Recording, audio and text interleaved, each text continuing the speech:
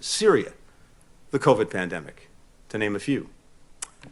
But 这应该是有声 what 音 we 的 are 哈， experiencing 先 now 听一下哈。 is more than a test. 布林肯的布热津斯基讲座，我最近又重新读基辛格的那本书，叫《大外交》啊，这本书，又重新看了一下。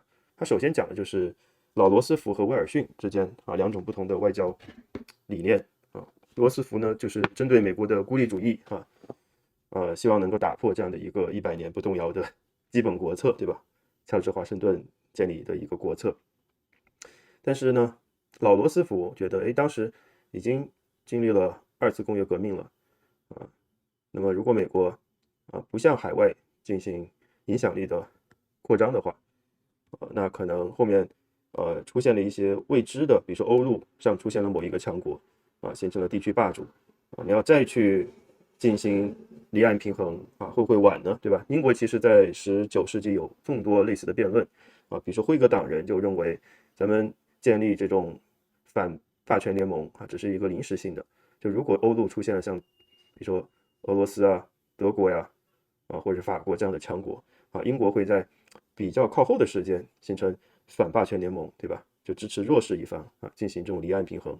但英国的托利党也就是保守党就会认为这种方式太被动了很多时候可能没有提前进行一个调度和干预，会造成无法逆转的一个破坏军事的一个结果就军事没有得到保持，被破坏了之后英国要再去离岸平衡就很困难。那么美国其实在老罗斯福时期有这样的一个考虑，所以老罗斯福主要还是传统的这种权力政治加上现实政治，对吧？就类似俾斯麦这种19世纪的 playbook 就玩法手册但是威尔逊一战的时候威尔逊倡导的是那种理想主义非常理想主义。那这种理想主义跟整个欧洲的19世纪的政治风格就完全是两种样子。威尔逊强调14条，对吧？然后倡导国际联盟但是这个美国国会直接否掉了其他国家有这个 League of Nations， 但美国没有加入但是这个点子是威尔逊提出来的。就威尔逊作为一个学者他本身这种理想主义是根深蒂固的，而且极具这种宗教色彩，对吧？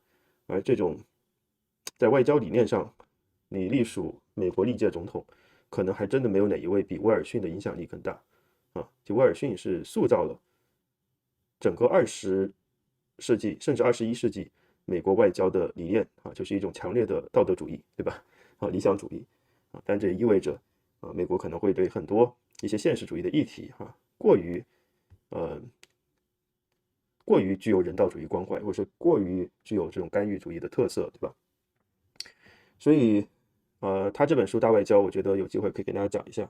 然后后来就专门讲这个欧洲在拿破仑战争之后拿破仑被这个放逐之后，欧洲怎么重新建立秩序这个所谓的梅特列搞的这个神圣联盟为什么能够维持欧洲几十年的和平，一直到克里米亚战争这是1853年，然后又维持了50年的和平那么到了一战这个整个梅特列这个体系，当然你也可以说俾斯麦建立了统一了德国基本上这个梅特列的这个体系，这个比较保守的联盟体系，也是一个军事体系就完全打破了，但是它维持和平的这个时间非常长这里面就涉及到战略方面的考量当然整个所谓的国家，我们说国家就是完全是以国家利益为导向这个思想根源来自于什么时候这本书也讲了，大概来自于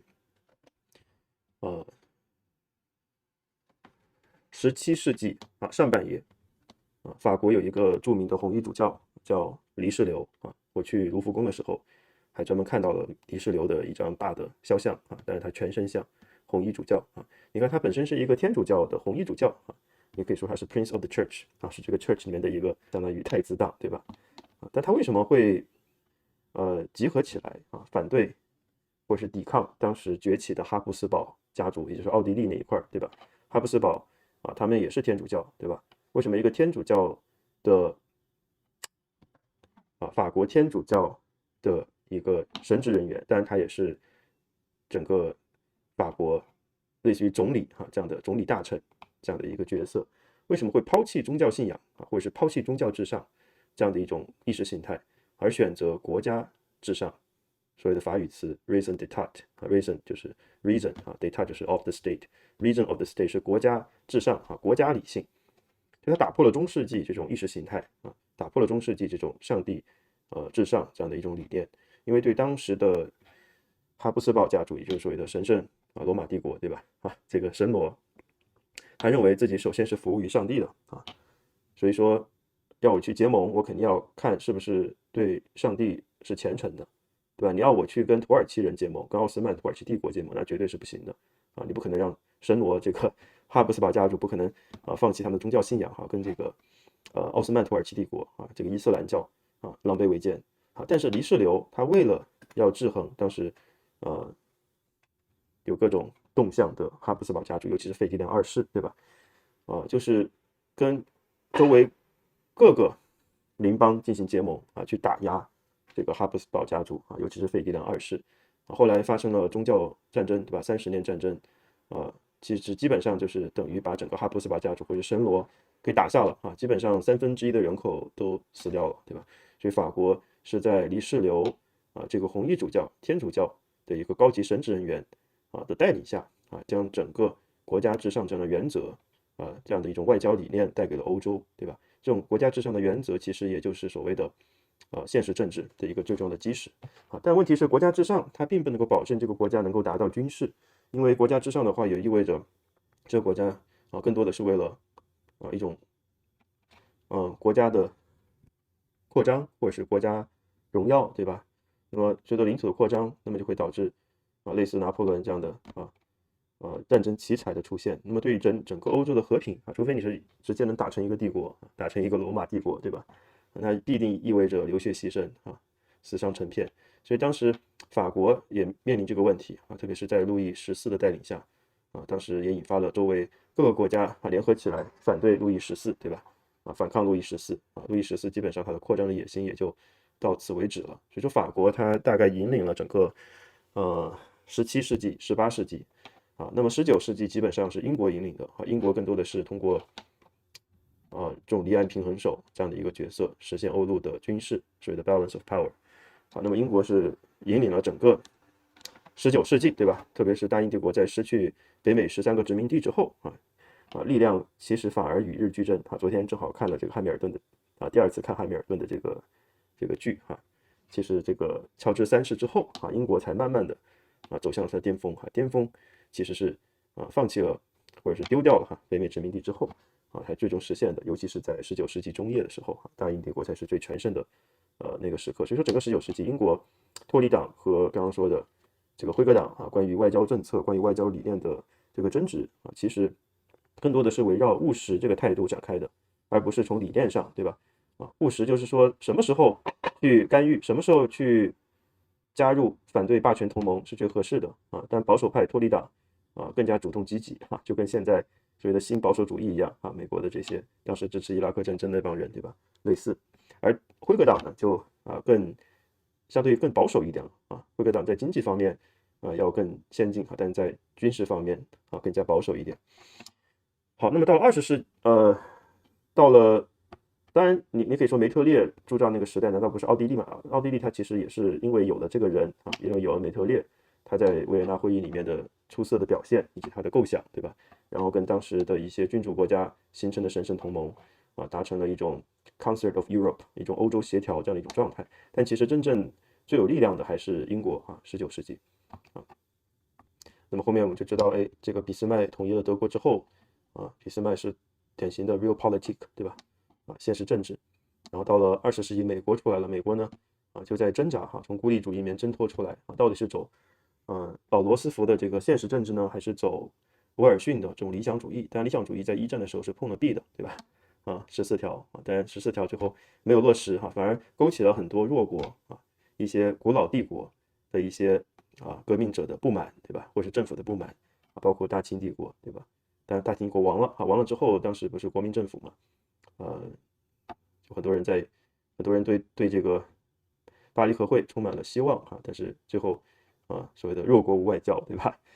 没有实力而且当时真正参与巴黎和会的那些外交家还是比较青涩的像顾维钧以及之前的那些晚清的那些外交家可以说是第一批经过专业训练的外交家此前都是什么呢？都是通过科举考试上来的那帮人，对吧？读的是45经，根本就没有任何外交方面的训练所以说这帮人其实都还比较青涩还不太清楚这个历史上欧洲政治的这种轨迹所以后面我们就看到一战之后美国又缩回去了，对吧？又走向孤立主义因为孤立主义这种理论还有他们的传统实在是太强大了，是吧？所以说美国的这个外交理念威尔逊主义还有来自古老欧洲通过老罗斯福的这一套现实政治，那么到了后面我们看到你还可以追溯到美国的汉密尔顿他的这种外交理念也是很务实的，而且是一种比较外向型的这种外交理念以及1820几年的杰克逊，对吧？特朗普所谓的要退群但是呢你要单边的对某一个国家采取行动，他会刻不容缓，对吧？直接发几个导弹过去所以叫杰克逊主义，对吧？威尔逊主义、杰克逊主义、汉密尔顿主义以及这个杰佛逊主义这是美国4个不同的外交理念，对吧？但杰佛逊主义就是大家可以局限在自由意志派这帮人第3党派之前我专门对话过一个自由意志派的党魁叫 Gary Johnson 他说他的理念就是不去参与各种世界上的一些纷争他用他的枪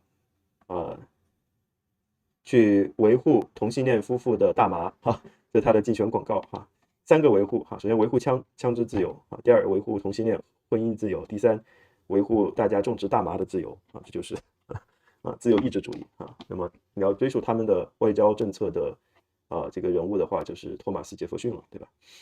好，这就是我给大家做的一个介绍然后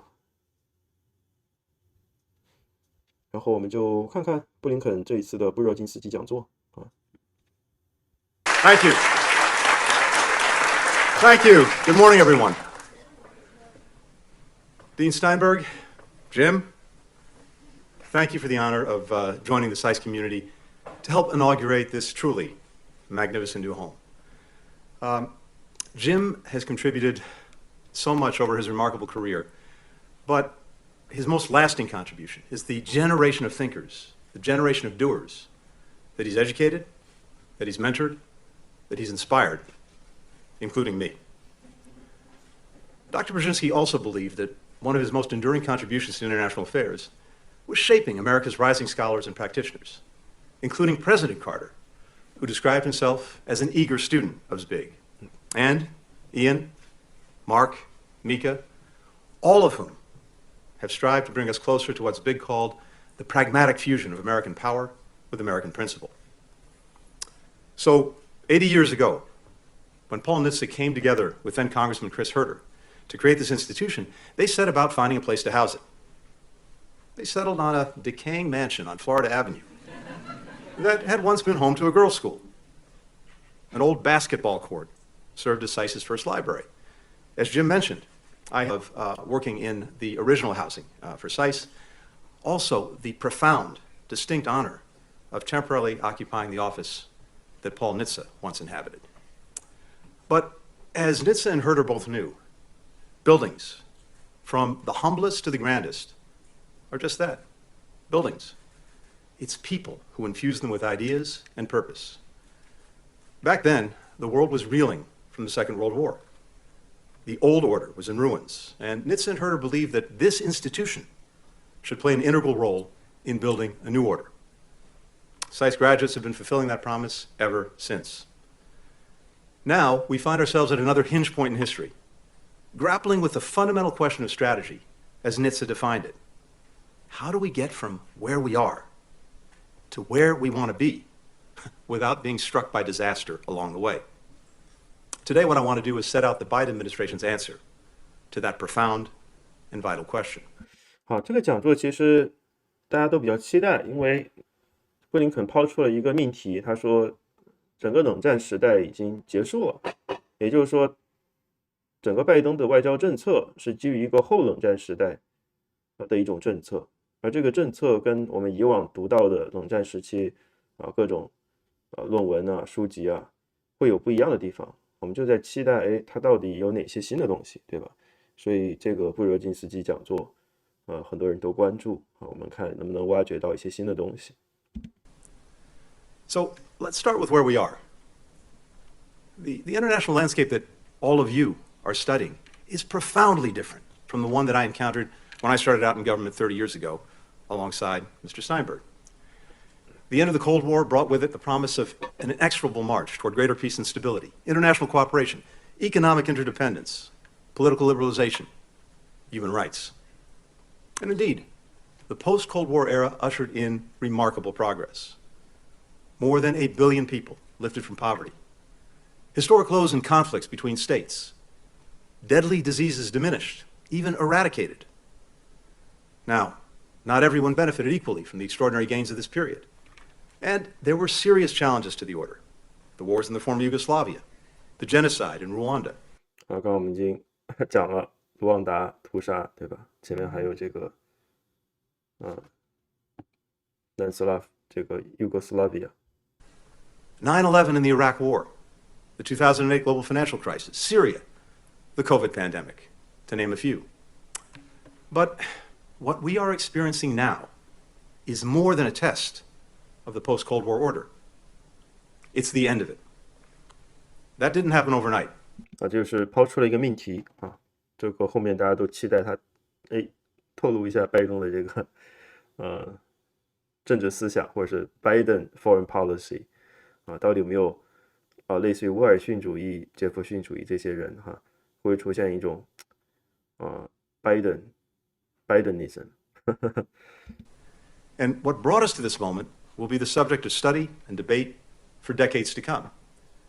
But there's a growing recognition that several of the core assumptions that shaped our approach to the post-Cold War era no longer hold.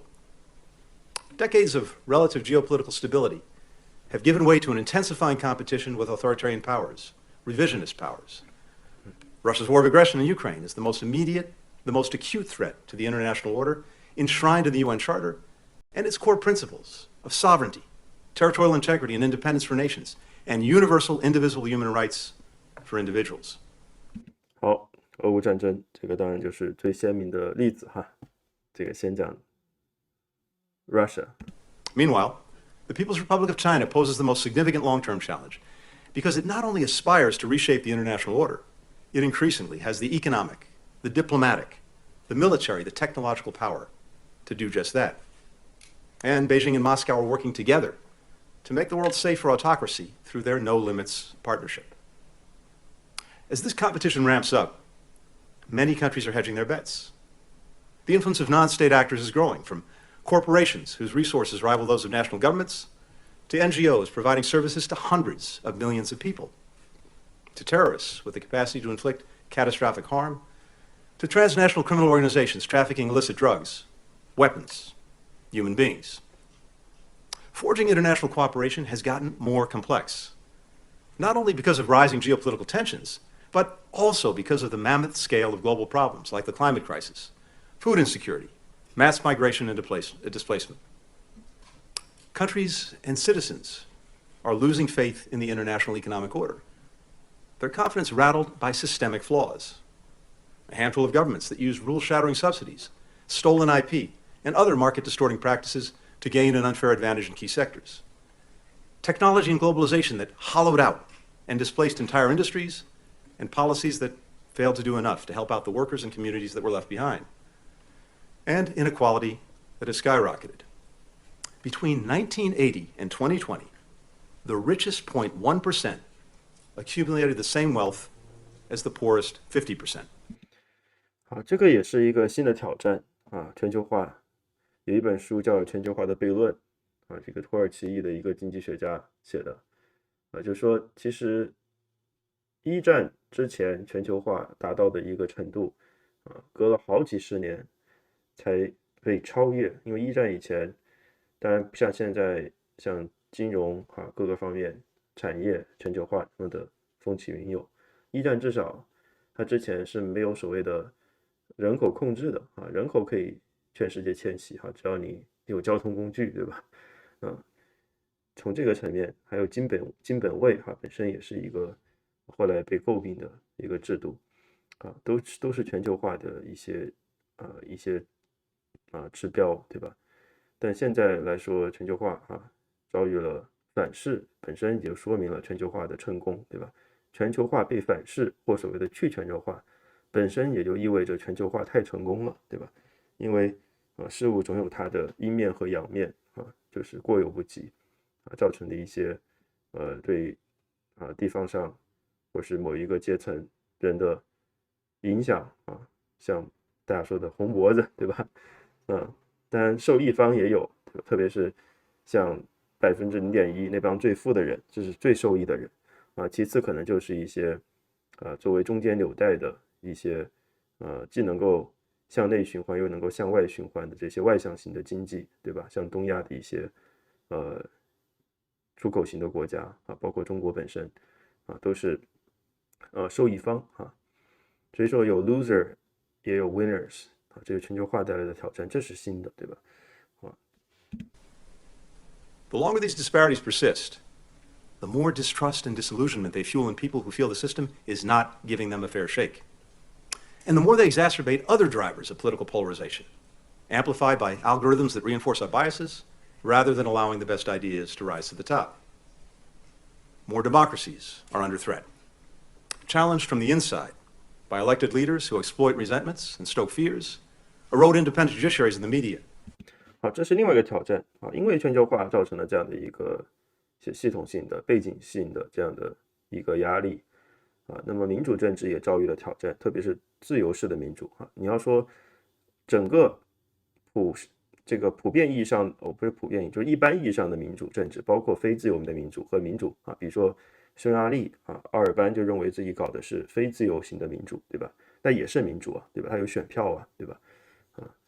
那么还有自由民主，对吧？当然还有所谓的社会民主更考虑经济平等意义上的这个民主，比如说北欧或者是一些福利国家，那么都或多或少的遭遇了民粹政治或者是社交媒体这种由算法驱动的这种形成的信息茧房等等这些其实都给民主政治带来的一些挑战，对吧？还有包括对司法以及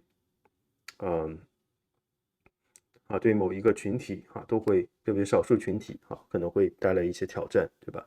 hate crime 等等 Enriched crony 这些也是新的东西所以它可能在构画一个新的这个挑战有哪些先给大家罗列一下。 Crack down on civil society and political opposition, and challenged from the outside by autocrats who spread disinformation, who weaponize corruption, who meddle in elections. Any single one of these developments would have posed a serious challenge to the post-Cold War order. Together, they've upended it. So, 他就说这一系列的新的现象就把整个后冷战的格局给打翻了，对吧？就冷战和后冷战其实是一个一衣带水的关系被这些新的现象给打翻了。We find ourselves at what President Biden calls an inflection point. One era is ending, a new one is beginning. And the decisions that we make now will shape the future for decades to come. The United States is leading in this pivotal period from a position of strength. Strength grounded in both our humility and our confidence. Humility because we face challenges that no one country can address alone. Because we know we will have to earn the trust of a number of countries and citizens for whom the old order failed to deliver on many of its promises. Because we recognize that leadership starts with listening and understanding shared problems from the perspective of others so that we can find common ground. And because we face profound challenges at home, which we must overcome if we're going to lead abroad. But confidence, because we've proven time and again that when America comes together, we can do anything.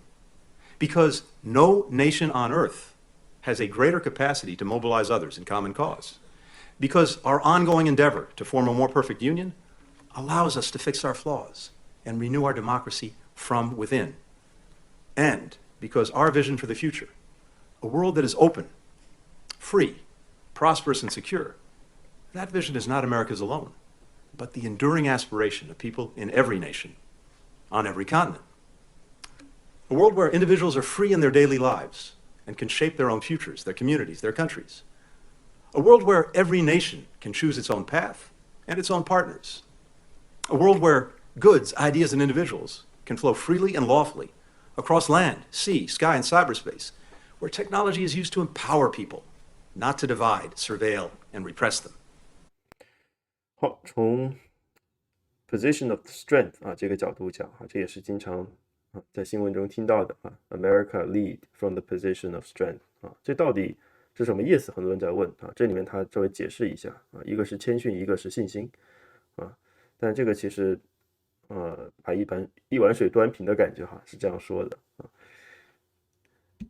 A world where the global economy is defined by fair competition, openness, transparency, and where prosperity is not measured only in how much countries' economies grow, but how many people share in that growth.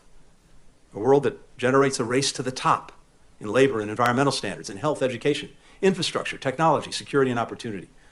A world where international law and the core principles of the UN Charter are upheld, and where universal human rights are respected. We'll advance this vision guided by a sense of enlightened self-interest that has long animated U.S. leadership at its best. We helped build the international order after World War II and invested in the progress of other nations and people because we recognized that it would serve humanity's interest, but also our own.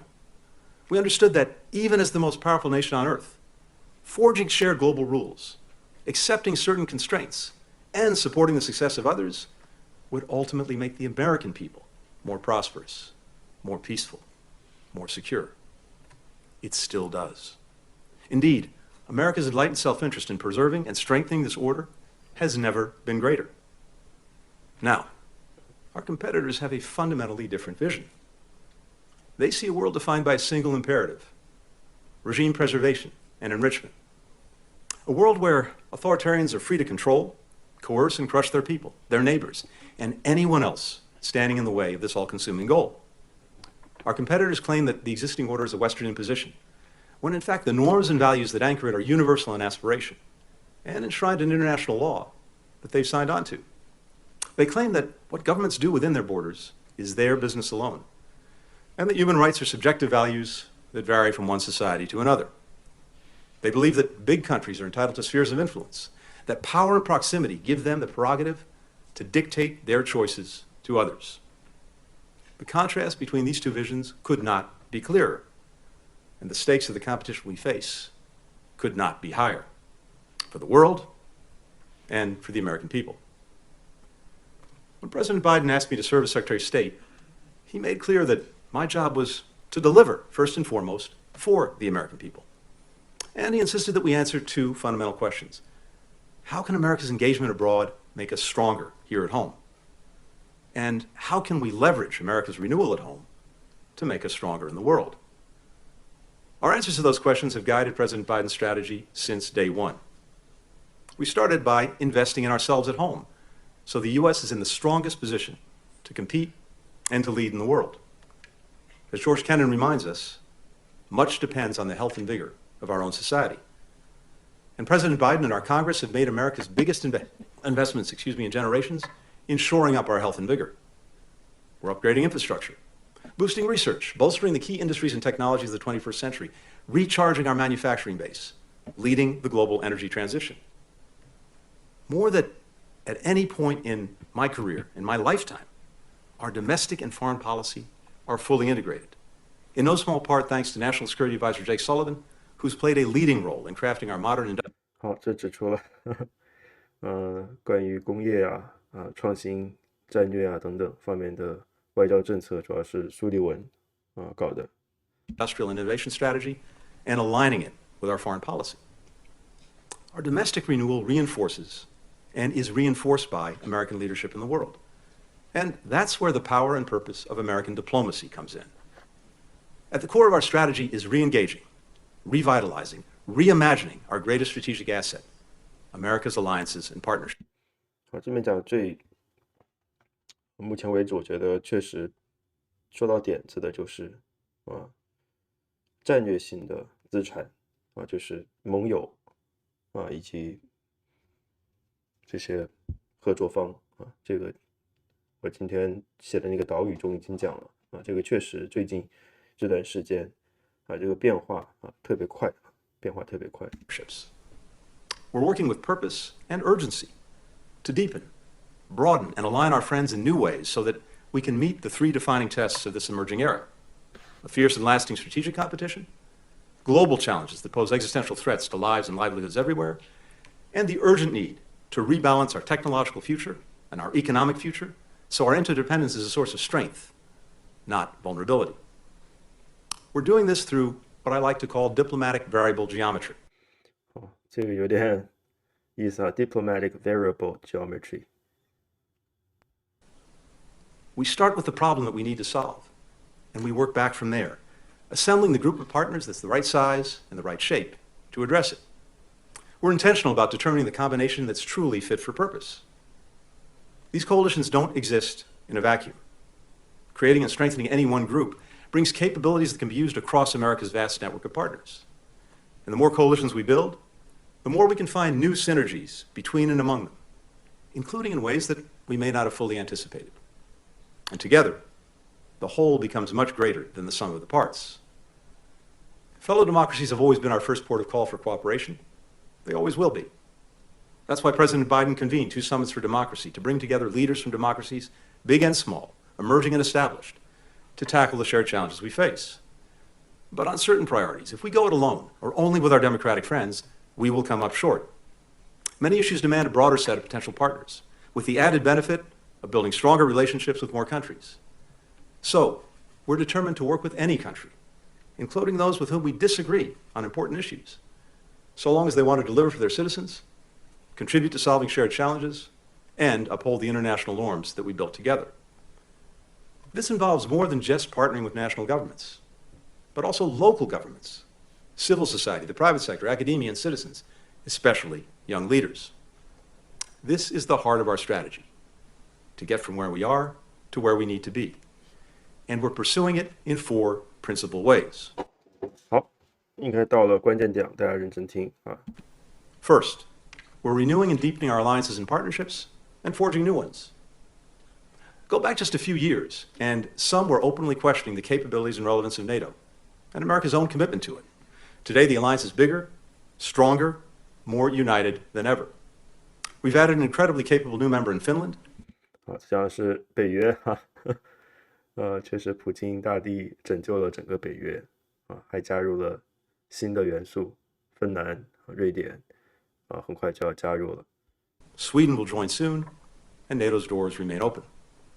We've enhanced our deterrence and defense, including adding 4 new multinational battalions to NATO's eastern flank, and increasing defense investments to address emerging challenges from cyber attacks to climate change.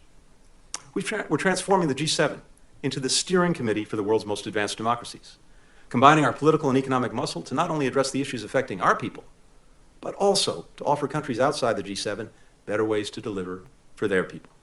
We've raised the level of ambition in our relationship with the European Union. Together, we account for 40% of the global economy. We're using that power to shape our technological and economic future to reflect our shared democratic values. We're taking critical bilateral relationships. 你看这里面讲了北约，讲了机器集团，讲了跟欧盟的关系哈，美国跟欧盟占这个世界 GDP 40%啊，然后还有一些双边关系。To a new level. Our decades-long alliance with Japan is stronger and more consequential than ever, reaching new frontiers from space to quantum computing.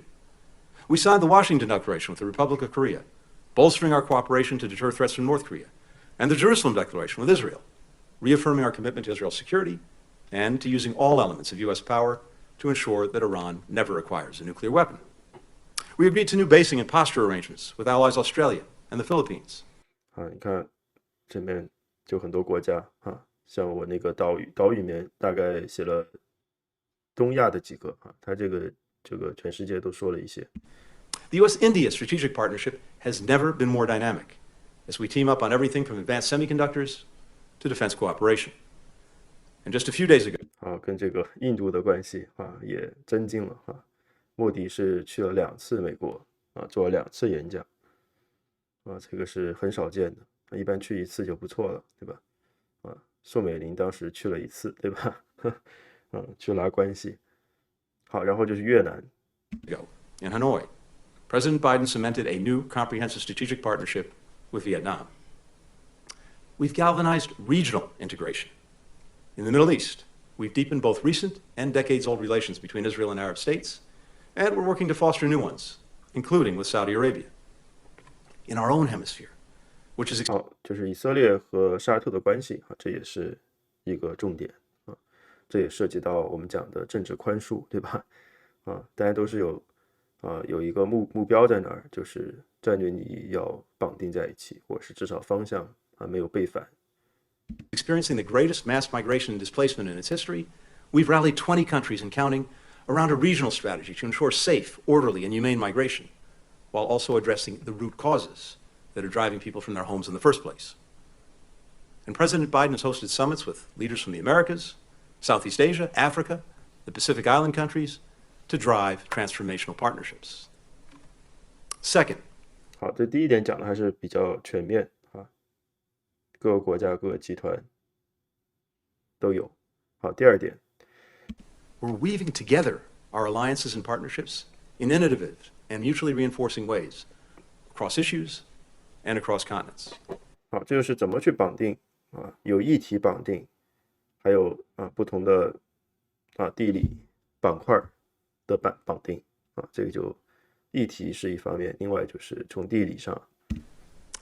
Just consider for a minute all the ways that we've rallied different combinations of allies and partners to support Ukraine in the face of Russia's full-scale aggression. With Secretary of Defense Austin's leadership, more than 50 countries are cooperating to support Ukraine's defense and build a Ukrainian military strong enough to deter and beat back future attacks. We've aligned scores of countries in imposing an 就讲是俄乌战争这个议题有50个国家支持乌克兰的防务。unprecedented set of sanctions, export controls, and other economic costs on Russia. On multiple occasions, we've marshaled 140 nations at the United Nations, more than 2/3 of all the member states, to affirm Ukraine's sovereignty and territorial integrity. 好，140个国家在联合国所有的国家2/3以上这个确认乌克兰的主权、领土完整这应该是去年开的一个会当时投了票。Integrity and condemn Russia's aggression and atrocities. We've rallied donors, philanthropies, humanitarian groups to get life-saving assistance to millions of displaced Ukrainians. We coordinated the G7, the European Union, and dozens more countries to support Ukraine's economy, to build back its energy grid, more than half of which Russia has destroyed. That's what variable geometry looks like. For every problem, we're assembling a fit-for-purpose coalition. Because of the remarkable bravery and resilience of the Ukrainian people and our support, Putin's war continues to be a strategic failure for Russia. Our goal is to ensure Ukraine not only survives, but thrives as a vibrant, prosperous democracy, so that Ukrainians can write their own future and stand on their own. Some once saw threats to the international order as confined to one region or another. Not anymore. Russia's invasion has made clear an attack on the international order anywhere will hurt people everywhere. We've seized on this recognition to bring our transatlantic 这句名言大家要记住当然它是套用了这个句型我记得原话是 injustice anywhere is injustice everywhere 对一个地方的不公就是对整体的不公这可能是从一个大的原则普世的原则讲的，他讲的就是 international order 国际秩序。and Indo-Pacific allies closer together in defending our shared security, prosperity, and freedom. When Russia cut off oil and gas supplies to Europe in the winter to try to freeze countries out of supporting Ukraine, Japan and Korea joined America's leading liquefied natural gas producers to ensure European countries had the energy needed to keep their homes warm throughout the winter. Japan, Korea, Australia, and New Zealand are now regular and active participants in NATO meetings. 这个普京断气所以新西兰日本韩国还给这个欧洲提供气方面的支持现在这些国家这4个国家经常参加北约的会议think about it. Meetings. Meanwhile, European countries, Canada, and others have joined our allies and partners in Asia in sharpening their tools to push back against the PRC's economic coercion. And U.S. allies and partners in every region are working urgently to build resilient supply chains, particularly when it comes to key technologies and the critical materials that are needed to make them.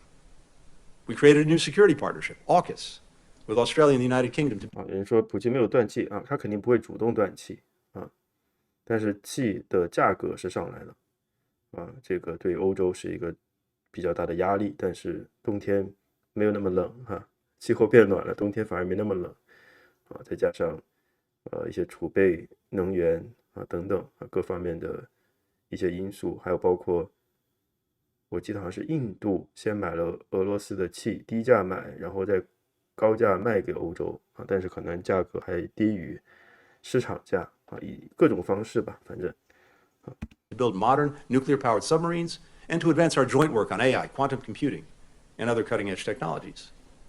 Coming out of the first ever trilateral leaders summit at Camp David last month between the United States, Japan, and Korea, we are taking every aspect of our relationship to the next level, from increasing joint military exercises and intel sharing to aligning our global infrastructure investments. We've elevated the Quad partnership with India, Japan, and Australia. 就印太我说的流动的印太四国同盟它不是一个固定的。To deliver for our countries in the world on everything from manufacturing vaccines to strengthening maritime security to addressing climate challenges. When I set out the administration's Invest, Align, and Compete strategy toward China last year, we pledged to act with our network of allies and partners in common purpose. By any objective measure, we are now more aligned and acting in more coordinated ways than ever before. That allows us to manage our competition with China from a position of strength, while taking advantage of open channels of communication to speak clearly, credibly, and with a chorus of friends about our concerns, demonstrating our commitment to cooperate on issues that matter most to us in the world, and minimizing the risk of miscalculation that could lead to conflict. Third, we're building new coalitions to tackle the toughest shared challenges of our time. 好，前面讲就是议题，然后是跨地理边界各种合作好，第三点 Like closing the global infrastructure gap. Now, pretty much everywhere I go, I hear from countries about projects that are environmentally destructive and poorly built, that import or abuse workers, that foster corruption and burden them with unsustainable debt. Of course, countries would prefer transparent, high-quality, environmentally sound investments. They don't just always have a choice. We're working with our G7 partners to give them a choice. Together, we've committed to deliver $600 billion in new investment by 2027 through the Partnership for Global Infrastructure and Investment, or PGI. And we're focusing our government support on areas where reducing risks will unlock hundreds of billions more in private sector investment. So let me just give you a couple of quick examples of how we're doing this. We're making a series of transformative investments in the Libido Corridor. That's a band of development connecting Africa from Angola's port of Libido across the DRC to Zambia, with a new port, new rail lines and roads, new green power projects, new high-speed internet. The project will deliver 500 megawatts of power, enough to provide electricity for more than 2 million people, cut around 900,000 tons of carbon emissions every year, create thousands of jobs for Africans, thousands more for Americans, and bring critical minerals like copper and cobalt to global markets. When I visited Kinshasa last year, President Tshisekedi said that Libido is the choice that they've been waiting for, a chance to break from the exploitative, extractive development deals that they had had to accept for far too long. And just this past week, at the G20, President Biden and Indian Prime Minister Modi announced another ambitious transportation, energy, and technology corridor that will connect the ports of Asia, the Middle East, and Europe.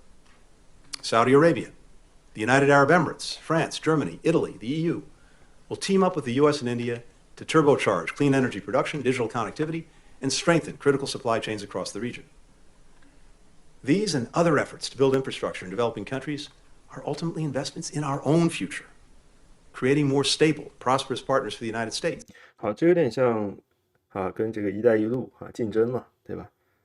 特别是基建方面，清洁能源或者数字基建等等，我觉得这一点就很有意思，对吧？一带一路本来是要干这个事儿的美国当然不光是传统这个优势项，就是提供军事方面的支持，对吧？还有就提供一些服务但是像基建这种要大兴土木的东西这个中国是干了很久了。但是美国在这方面也有考虑啊。之前我好像有一个视频专门就是探讨这个问题，应该是薛瑞福，好，大家可以去搜一下，在我的这个对话视频里面啊，就我在问，就从经济方面有哪些战略啊？就除了军事方面，特别是印太战略啊，这是从军事的角度，但有没有从这个经济的角度去进行一些投资？然后这里面他就讲了啊，包括非洲那个国家，以及在印度啊，印度的清洁能源，这是一个非常大的市场，因为首先印度人口多，就如果说减排这是一个全球性的目标的话，那印度不减排，对吧？啊，那肯定是不行的，那就别谈什么达到这样的一个气候目标了，对吧？所以印度其实是最适合发展清洁能源的一个还没有真正开发的一个国家啊。中国反而这个清洁能源，像这个 EV 啊电动车普及率越来越高，主要是买油车很难，对吧？还要去摇号啊，买电车很多人是被逼的啊。所以说这个从清洁能源角度来看啊，这个投资我觉得不光是从美国的战略角度来看啊，可能对全人类也是很重要的啊。印度的这个清洁能源发展的情况决定了这个气候目标，对吧？特别是印度未来10年、20年的这个经济会迅速的发展。那如果是走清洁能源这个方向的话，那确实对减排是一个很重要的一个利好啊。More markets for American workers, businesses, and investors, and a more sustainable planet for our children. Making a stronger offer for our partners is a good deal for America, too. The same is true for our leadership to address the global food crisis. More than 700 million people worldwide face food insecurity, fueled by COVID, climate, and conflict, exacerbated now by Russia blocking the flow of grain from Ukraine, the world's breadbasket.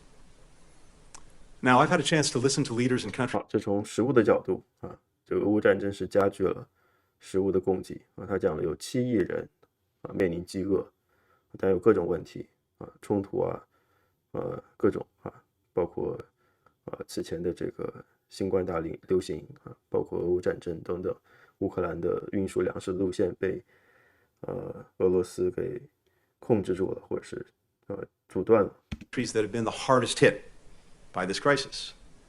And what they make clear to me is this: yes, they need emergency aid, but what they really want is investment in agricultural resilience, in innovation, in self-sufficiency, so that they don't find themselves in a crisis like this again. We're partnering with them to deliver just that, together with more than 100 countries that have signed on to a global roadmap for action. And we're leading by the power of our own example. The United States is the largest donor in the world to the UN World Food Program. We provide about 50% of its annual budget. Russia and China, less than 1% each. 这讲的是对这个食物项目全球食物这个项目提供的预算，美国提供了一半，可能中国和俄罗斯没有怎么关注这个项目这个预算提供不到1%。Since 2021, the United States has also provided more than $17.5 billion to address food insecurity and its root causes. That includes more than $1 billion every year toward Feed the Future, the USAID flagship program, our partnership with 40 countries to strengthen food systems. And it includes our support for something called VAX, a new program we launched with the African Union and the UN to identify the most nutritious African crops, to breed their most climate-resilient varieties, and to improve the soil that they grow in. The more countries can feed their own people, the more prosperous and more stable partners they'll be. The less they can be victimized by countries willing to cut off food and fertilizer. The less support they'll need from international donors. The more abundant the global food supply will be, lowering prices in markets everywhere, including in the United States. We're bringing a similar approach to emerging technologies like artificial intelligence. In July, President Biden announced a new set of voluntary commitments from 7 leading AI companies to develop safe, secure, and trustworthy AI systems. And just yesterday, 8 more leading companies signed on. These commitments are the foundation for our engagement with a wide range. 这个可能也很重要就是 AI 现在大家都预测哪一天 AI 能够觉醒那人类是不是就面临毁灭的危机当然像马斯克这种是对 AI 也有很多不太乐观的一些预测，但他自己又在搞 AI， 对吧？就大家陷入了这种 AI 的军备竞赛，但是呢，对 AI 的这种管制啊，或者是相关的立法呀，就迟迟没有动静。这最近出来的7个大公司，美国7个大公司都纷纷举手要合作在 AI 这个未来可能产生的威胁方面做一些立法，做一些深入的探讨然后还有8个新的公司加入这个就是一个很重要的一个方向虽然说大多数人可能不太了解技术细节。Range of partners to forge an international consensus around how to minimize the risks and maximize the potential of rapid AI advances. We're starting with our closest partners, like the G7, where we're designing an international code of conduct for private actors and governments developing advanced AI and common regulatory principles. And partners like the United Kingdom, which is convening a global summit on AI safety to better identify and mitigate longer-term risks. Now, for these norms to be effective, we'll need to bring a wide range of voices and views into the discussion, including developing countries. We're committed to doing just that. Shaping AI's use is critical to preserving America's competitive edge in this technology and also fostering AI innovation that actually benefits people everywhere, like helping predict individuals' risk of deadly disease or forecasting the impact of more severe, more frequent storms. That's the idea behind a meeting I'll host at the UN General Assembly next week to focus governments, tech firms, civil society on using AI to advance the Sustainable Development Goals. Let me give you just one final example of how we're building a new coalition to address a problem that many people probably didn't think of as a foreign policy issue: synthetic drugs. Last year alone, nearly 110,000 Americans died of a drug overdose. 2/3 of those deaths involved synthetic opioids, making synthetic opioids the #1 killer of Americans aged 18 to 49. The crisis cost the United States nearly $1.5 trillion in 2020 alone, to say nothing of the suffering it's inflicting on families and communities across our country. We're not alone in this. Every region is experiencing an alarming rise in synthetic drugs, and no one country can solve this problem.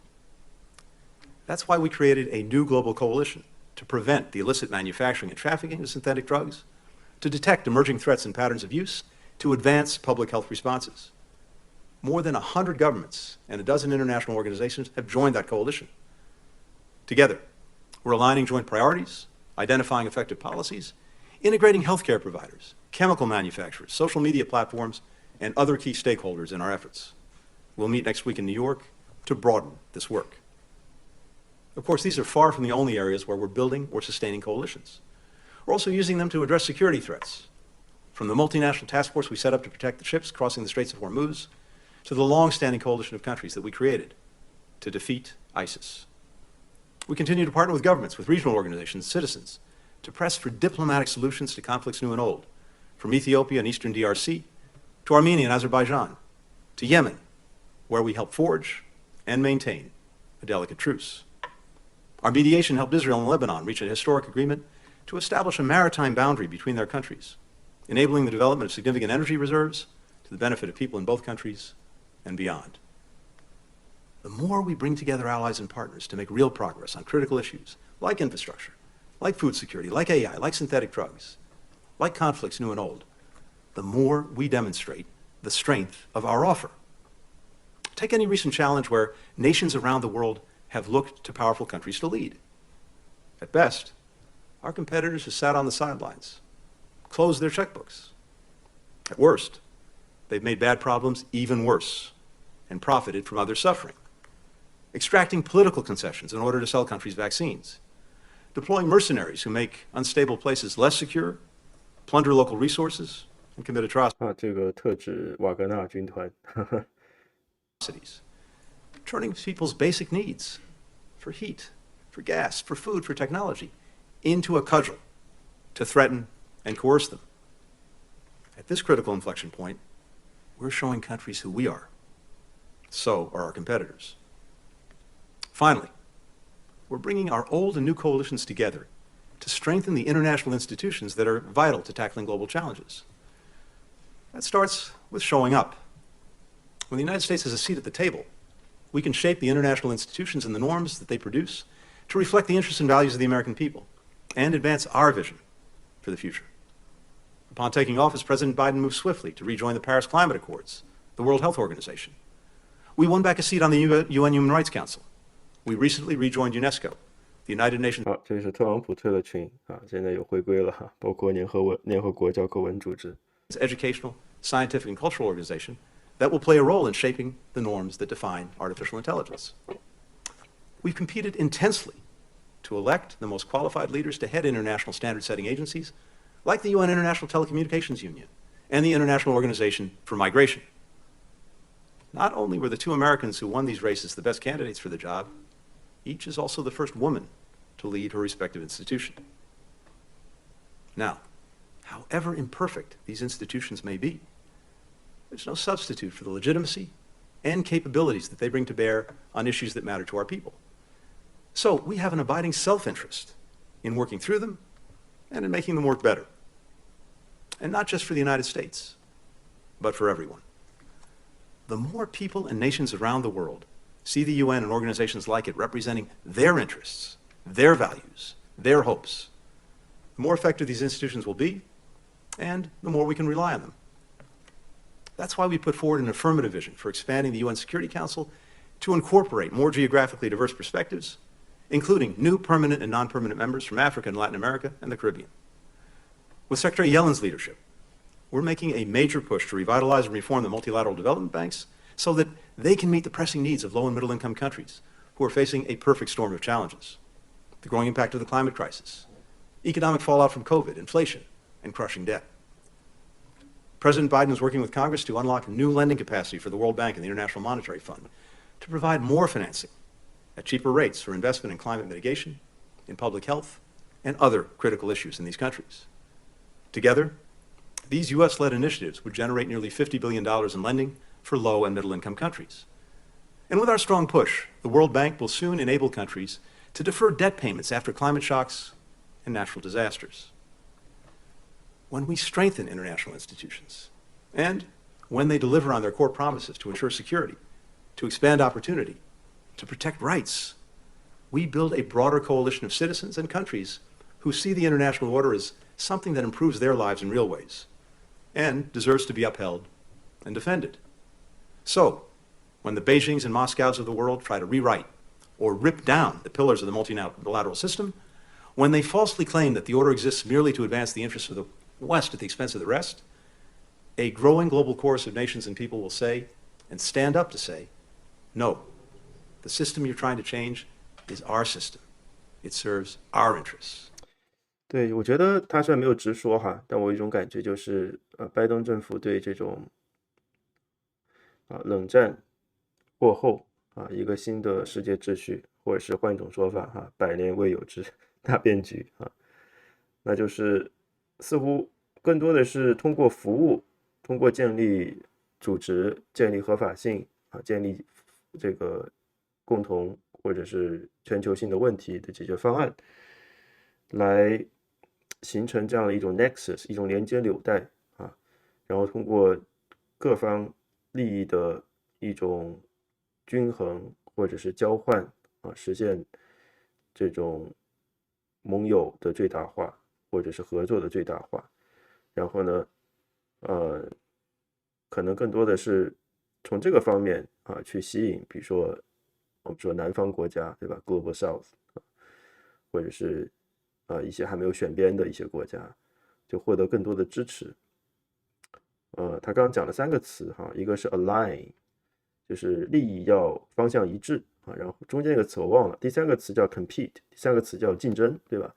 就首先利益要一致，好像第2个词叫 engage 要跟他去触碰，对吧？接触第3个词就是 compete 就是竞争了他没有用对抗也没有用对方是敌人这样的词可能这种他认为的新的这个世界形势就大概是这样子就不停的去建群跟特朗普有点是反过来的，特朗普是退群，对吧？这个布林肯、拜登他们讲的是建群，而且是在全新的领域去建群，比如说 AI 这个领域他刚刚说美国的公司有10几个，对吧？然后未来还会在纽约开一个会，有更多的公司加入进来就是在这些议题里面，或者是一些重要的技术领域方面建立这样的一个纽带，建立这样的一个可以施展影响力的一个组织我觉得这个确实是一个新的现象因为以前是没有这么多全新的领域甚至颠覆性的一些领域。And just as important, when our fellow Americans ask what we are getting in return for our investments abroad, 当然有人问这个成本怎么考虑呢？这个他现在也在说怎么去探讨成本和投资，就收益和成本之间的关系。We can point to tangible benefits for American families and communities, even as we spend less than 1% of our federal budget on diplomacy and global development. Those benefits include more markets for American workers. 当然说1%的预算是投入在这个领域的剩下99%包括美国内部的医疗那个就是大头了20%了and businesses, more affordable goods for American consumers, more reliable food and energy supplies for American households, leading to lower prices at the pump and the dinner table, more robust health systems that can arrest and roll back deadly disease before it spreads to the United States, more allies and partners who are more effective in deterring aggression and addressing with us global challenges. For these and so many other reasons, America's return on the international order far exceeds our investment in it. In this pivotal time, 这让我想起2017年多年前跟布林肯的对话，我最后也问了这个类似的问题，我说美国的全球军事基地800个，现在可能1000个了这个成本很高1000亿美金这个怎么考虑这个投资和收益之间的投资和这个成本之间的关系他也类似用这样的方式回答就说这个收益远远大于投入，对吧America's global leadership is not a burden. It's a necessity to safeguard our freedom, our democracy, and our security, to create opportunities for American workers and businesses, to improve the lives of American citizens. Dean Acheson, who led the State Department after the Second World War, observed in his account of that period, President of the Creation, that, and I quote, history is written backwards. 这句话我觉得也很重要，因为这是一个新的格局你不可能从历史里面找到答案他引用了艾奇逊一句话 History is written backwards, but it's lived forwards 历史是倒着写的事情发生了，然后去追溯事情发生的轨迹去写历史，但是历史是怎么创造出来的？历史是向前创造的，对吧这有点像我记得克尔凯郭尔有一句话Life must be lived forward 生命是向前去生活的But it's lived forwards. Acheson was writing about a different inflection point, of course, but his words hold true for every period of profound uncertainty and change, including our current one. In retrospect, the right decisions tend to look obvious, the end results almost inevitable. They never are. In real time, it's a fog. Rules that had provided a sense of order, stability, and predictability can no longer be taken for granted. There are risks inherent in every course of action, currents beyond our control, countless lives at stake.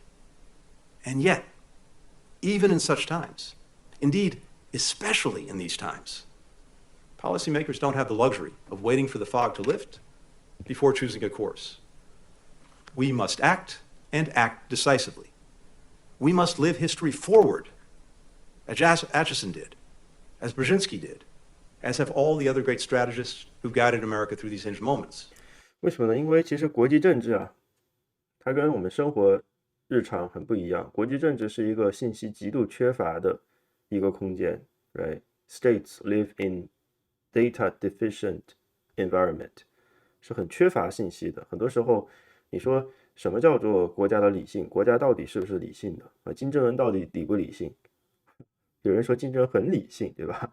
因为介于国家所处的环境信息非常不透明是一个高度缺乏信息的一个环境你做很多事情其实就是在冒险就是在赌博you're playing poker right?